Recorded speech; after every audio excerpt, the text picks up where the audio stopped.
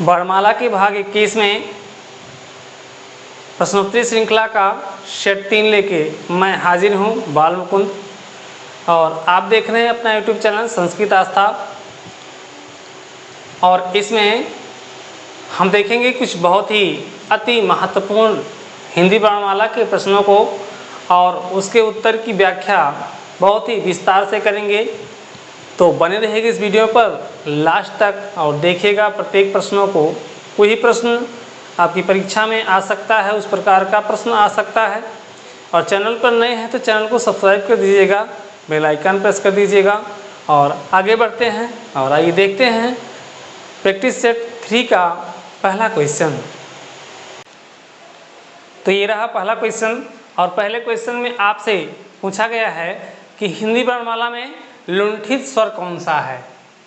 ये एक विशेष प्रकार का वर्ण होता है जो परीक्षाओं में आपसे कई बार पूछा भी गया है और पूछे जाने की संभावना भी है। तो आपसे इसमें पूछा गया हिंदी वर्णमाला में लुंठित स्वर कौन सा है। सबसे पहले तो हम लोग समझते हैं लुंठित मीन्स क्या होता है। जब तक हम विस्तार से किसी भी शब्द के अर्थ को नहीं समझेंगे तब तक वो हमारे लिए कठिन रहेगा।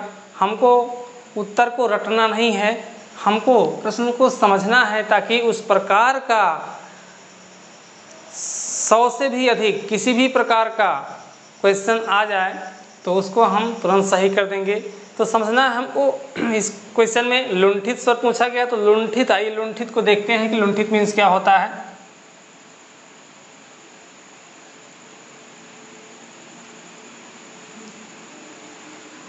मित्रों, ये जो लुंठित शब्द है, लुंठित का मतलब होता है लुढ़कना। लुंठित मीन्स होता है लुढ़कना। जैसे कोई मिट्टी का बर्तन हो, रखा हो और लुढ़क जाए, उसमें से पानी या अनाज या जो भी कुछ हो गिर जाए, लुढ़क जाए। तो इसी अर्थ में जो आपका एक शुद्ध शब्द बना है लुंठित है।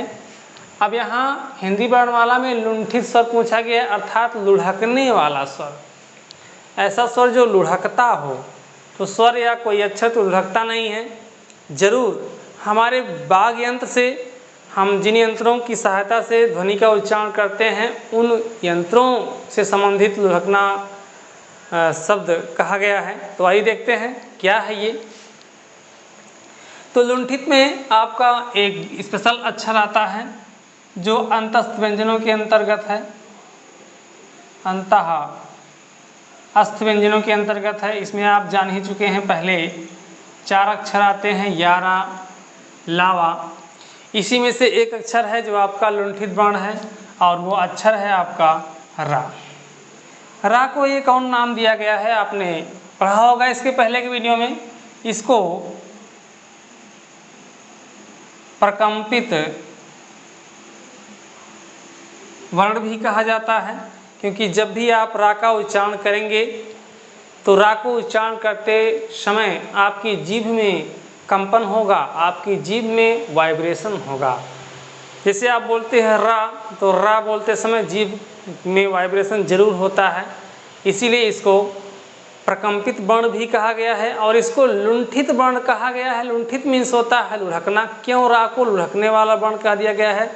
तो इसको जब हम बोलते हैं रा, तो हमारी जीभ आगे की तरफ लुढ़क जाती है। जब आप बोलेंगे रा, प्रैक्टिकली आप बोल के देख सकते हैं, कभी भी बोल सकते हैं। हमेशा जब भी आप रा को बोलेंगे तो आपकी जीभ आगे की तरफ लुढ़क जाएगी, रा, इस प्रकार से। इसलिए इसको लुढ़कने वाला वर्ण कहा गया, और शुद्ध भाषा में, परिनिष्ठित भाषा में इसको लुंठित वर्ण कहा गया।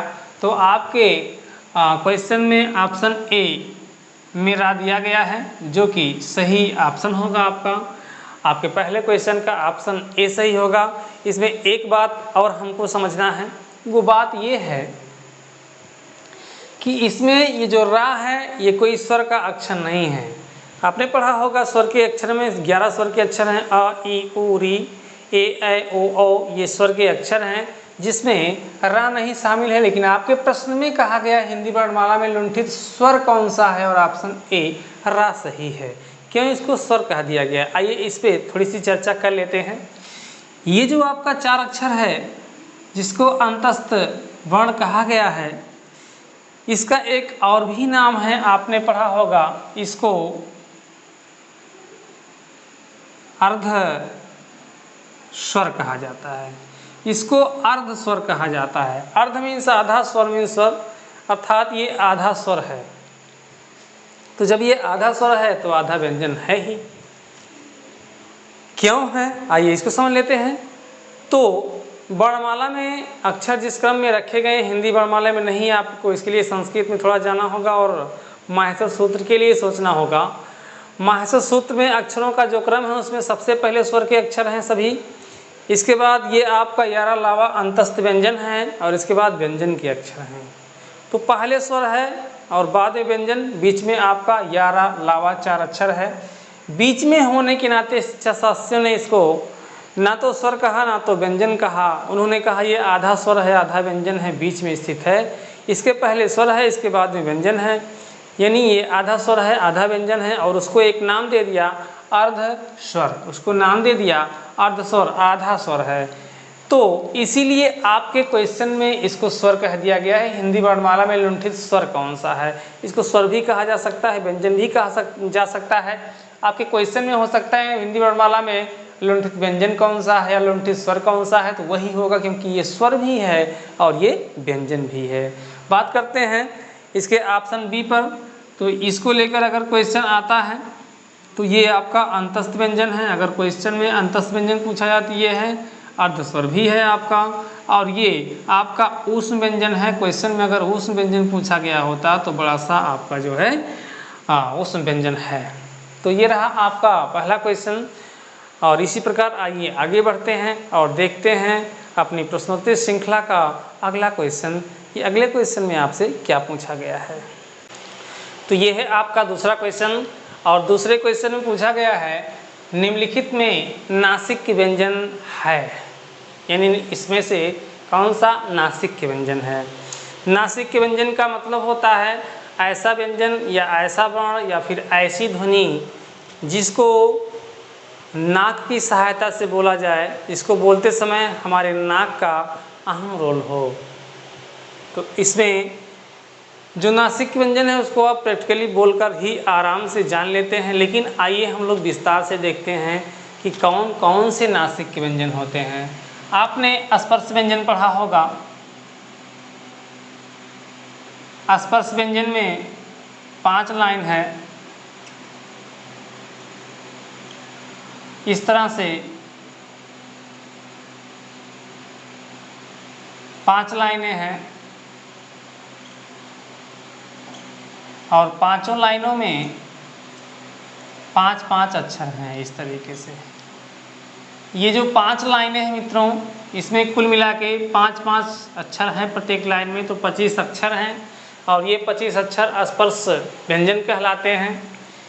इन लाइनों का जो ये अंतिम वर्ण है, इन 5 लाइनों का ये जो अंतिम वर्ण है, इसी को नासिक व्यंजन कहते हैं। यही आपका नासिक व्यंजन होता है। इसमें स्वर का एक अक्षर अयोगवाह जिसे कहते हैं अंग भी शामिल है। तो ये 6 अक्षर इस सब आपके नासिक व्यंजन हैं। इनमें से कोई भी आपके ऑप्शन में हो सकता है। याद रखिएगा जो स्पर्श व्यंजन है, जो हमारे वर्गों के अक्षर हैं, उन वर्गों के अक्षरों में प्रत्येक लाइन के अंतिम अक्षर नासिक व्यंजन है। अब आपके क्वेश्चन के ऑप्शन में देखते हैं कहाँ पर ये 5वां अक्षर दिया गया है। तो खष्टिस्सा इसमें शामिल नहीं है, गा भी शामिल नहीं है, जा भी शामिल नहीं है। इसमें एक अक्षर आपका ये इया, इसको ऑप्शन में दिया गया है और यही सही होगा। यही आपका नासिक व्यंजन है। आइए देखते हैं ऑप्शन ए को। इसके लिए क्वेश्चन में क्या पूछा जा सकता है। ये आपका ऊष्म वर्ण है। अगर प्रश्न में पूछा जाए ऊष्म वर्ण कौन सा है तो खष्टिस्सा आपका सही हो सकता है। गा एक आपकी कंठ ध्वनि है। कंठ ध्वनि आपसे पूछी जाए तो आपका गा सही हो सकता है। ये पूरी लाइन आपकी कंठ ध्वनि है। और जा आपसे पूछा जाए तो जा जो है तालव्य वर्ण है, इसका स्पष्ट स्थान तालु है। तो क्वेश्चन में अगर तालव्य वर्ण पूछा जाए तो आपका ये ऑप्शन डी सही होगा।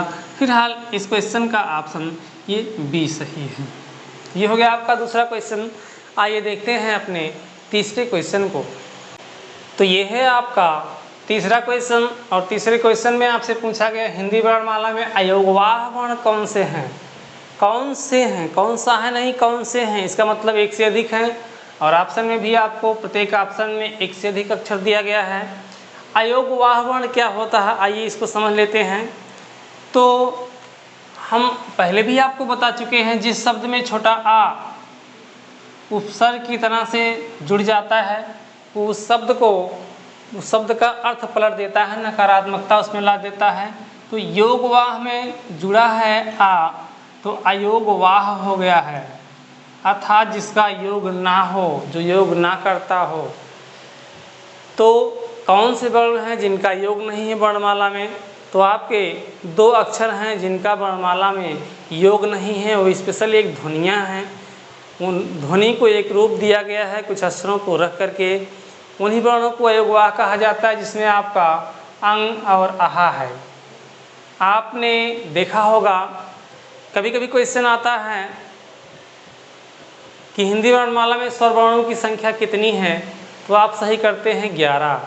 तो 11 में ये काउंट नहीं होता है। 11 में आपका आ ई उ री ए ऐ ओ ये वर्ण होते हैं, इसको बिल्कुल नहीं काउंट किया जाता है क्योंकि इसका योग नहीं है उसके साथ। हाँ, कुल अक्षरों की संख्या पूछी जाती है तब इसको जोड़ा जाता है और 13 संख्या होती है। तो इनका वर्णमाला में कोई योग नहीं है। ये आ नहीं है बल्कि अंग है, ये भी आ नहीं है बल्कि अहा है।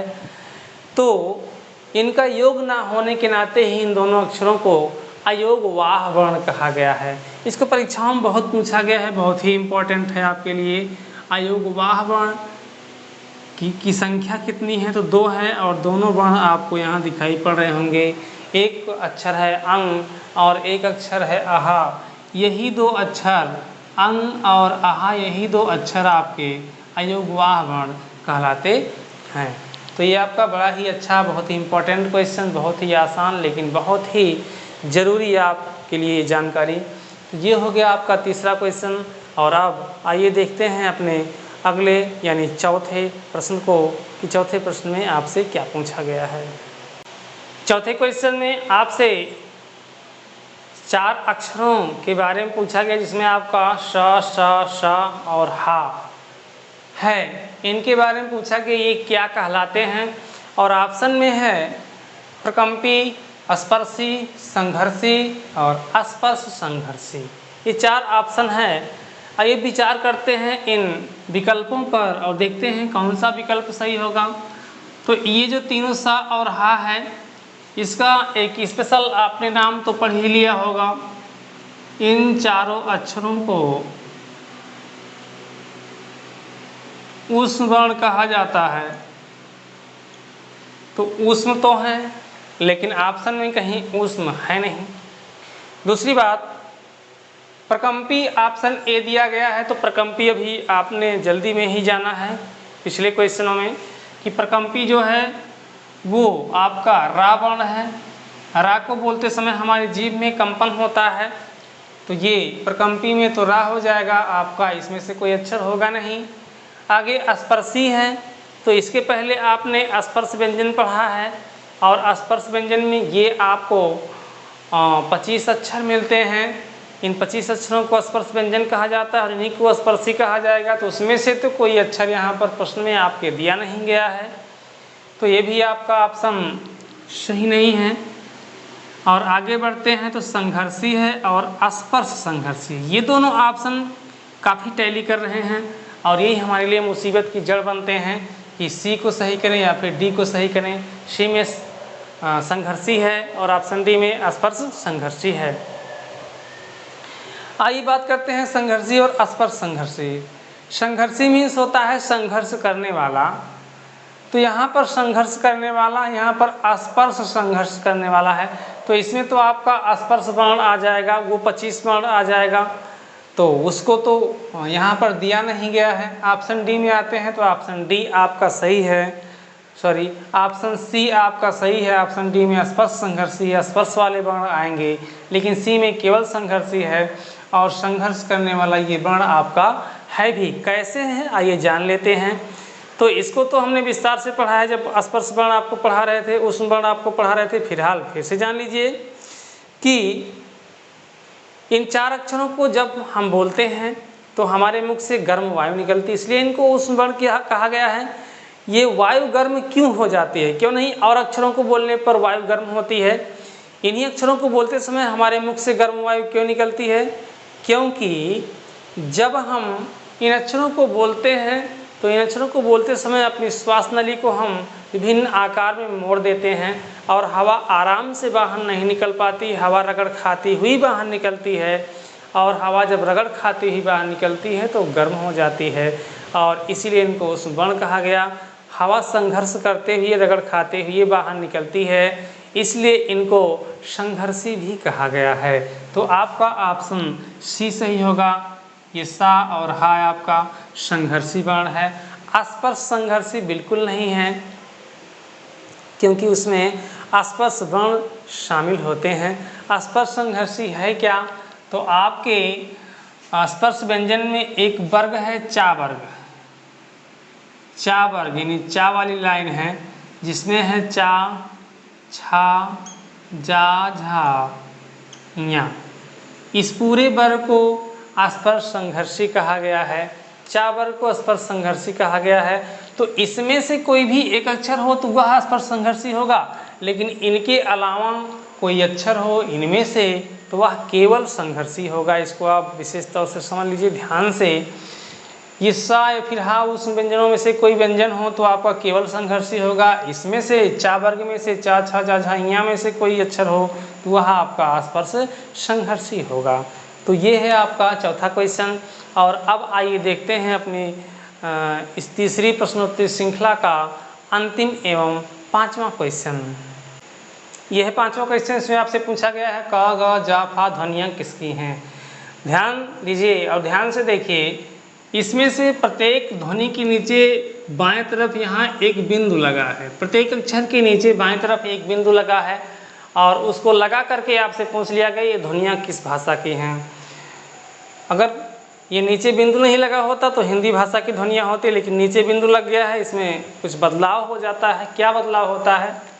तो मित्रों, पहली बात तो जिस अक्षर के नीचे इस तरह से लगता है ये जिह्वा मूलक वर्ण हो जाता है। उस अक्षर को जिह्वा मूलक वर्ण कहते हैं। और आइए समझते हैं ये नीचे बिंदु जो लगता है आखिर है क्या। तो ये अरबी फारसी की ध्वनि है। अरबी फारसी की ध्वनि है और इसका नाम है नुक्ता। इसे नुक्ता कहा जाता है। ये नुक्ता जिस अक्षर के नीचे बाएं तरफ लग जाता है यानी बिंदु लग जाता है, वो अक्षर अरबी फारसी की ध्वनि हो जाती है और उसे जिह्वा मूलक वर्ण भी कहते हैं। तो अगर हम अपने प्रश्न पर ध्यान देते हैं तो क, ग, ज, फा इत्यादि वर्णों के नीचे बिंदु लगाकर आपसे पूछा गया ध्वनियाँ किसकी हैं। तो ये ना तो संस्कृत की है, ना तो अंग्रेजी की, ना तो दक्षिणी भाषा, ये आपकी अरबी फारसी ध्वनि हो जाती है जब इसके नीचे नुक्ता लग जाता है। तो आपके हिंदी में भी 2 अक्षर हैं, एक डा है, एक ढा है। इसके नीचे नुक्ता लगाकर इसे एक नया रूप दिया गया है। तो डा आपका ड़ा बन जाता है, ढा आपका ढ़ा बन जाता है, और इसीलिए इसको द्विगुण वर्ण भी कहा जाता है। ये सब आपने पढ़ा है। तो ये हो गया आपका 5वां क्वेश्चन। वीडियो कैसा लगा आप ज़रूर कमेंट करके बताइएगा। अच्छा लगा हो वीडियो को लाइक करिएगा, और चैनल पर नए हैं तो चैनल को सब्सक्राइब कर दीजिएगा, बेल आइकन प्रेस कर दीजिएगा, ताकि आपको हमारा वीडियो सबसे पहले डेली मिलता रहे और आप इस तरह महत्वपूर्ण प्रश्नों का अभ्यास करते रहें। जल्दी ही इस अभ्यास के समाप्त होने के बाद हम एक नया चैप्टर शुरू करेंगे। अभी हाल ही में जो चैप्टर समाप्त हुआ है वो आपका हिंदी वर्णमाला था। हिंदी वर्णमाला चैप्टर समाप्त हो चुका है। यदि आपने उसके वीडियोज़ को नहीं देखा है तो प्रत्येक वीडियो को ज़रूर देख लीजिएगा, ताकि वर्णमाला आपका बढ़िया से तैयार हो जाए। और इस 2-3 सेट और बनाने के बाद हम एक नया चैप्टर शुरू करेंगे और हम लोग एक नए चैप्टर का अध्ययन करेंगे। तो इस वीडियो में बस इतना ही। मिलते हैं अगले वीडियो में। धन्यवाद।